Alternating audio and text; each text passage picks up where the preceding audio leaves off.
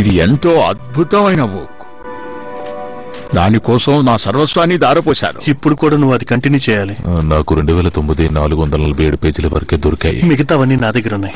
జాగ్రత్తగా పెట్టి వాటిని. అయితే ఇప్పుడు నా కోసం చదువుతావు కదా? తప్పకుండా. కానీ ముందు నా భార్యను బయటికి తేవాలి. ఆమె క్షేమంగా ఉందని చూడాలి. అప్పుడే నీకోసం చదువుతాను. అసలు ప్రాబ్లం అక్కడే ఉంది. ఏం మాట్లాడుతున్నావు నువ్వు? నువ్వు తనని బయటికి తెప్పించలేవు.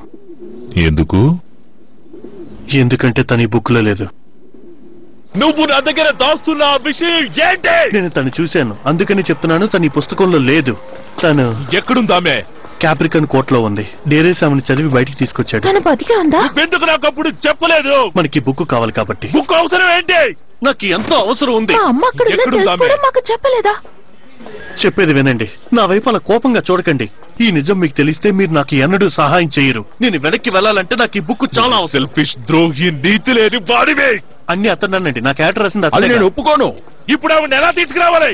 నన్ను వెనక్కి పంపిస్తానని ప్రామిస్ చేసి చెప్తాను. నా భార్యను ఇప్పుడు ఎలా పొందాలి రా? నేను కూడా నా ఫ్యామిలీని పోగొట్టుకున్నాను.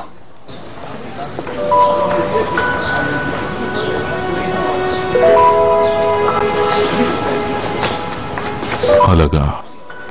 ప్రామిస్ చేయి. ప్రామిస్. అమ్మని రక్షించడానికి నేను కూడా సహాయం చేస్తాను. నన్ను కూడా తీసుకువెళ్ళండి. నీకు తెలిసి అలా చేయడం ప్రమాదం అని. నాకేం కాదు. నువ్వు చెయ్యాల్సింది ఇక్కడ సేఫ్ గా ఉండటం. అదే నేను నిన్ను కోరేది. అర్థమవుతుందా? నేనేం చేయగలను మీకు తెలీదు. నిజానికి నాకు తెలీదు.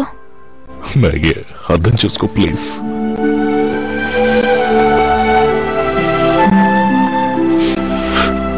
నువ్వు ఇక్కడ క్షేమంగా ఉండు.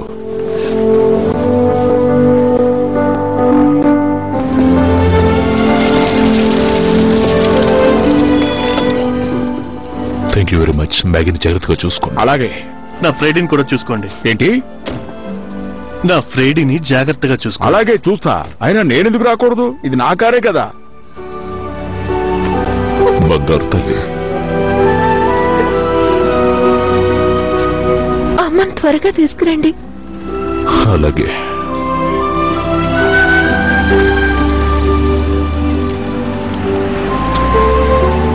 పిల్లలు లేని ప్రయాణం చేస్తున్నారు.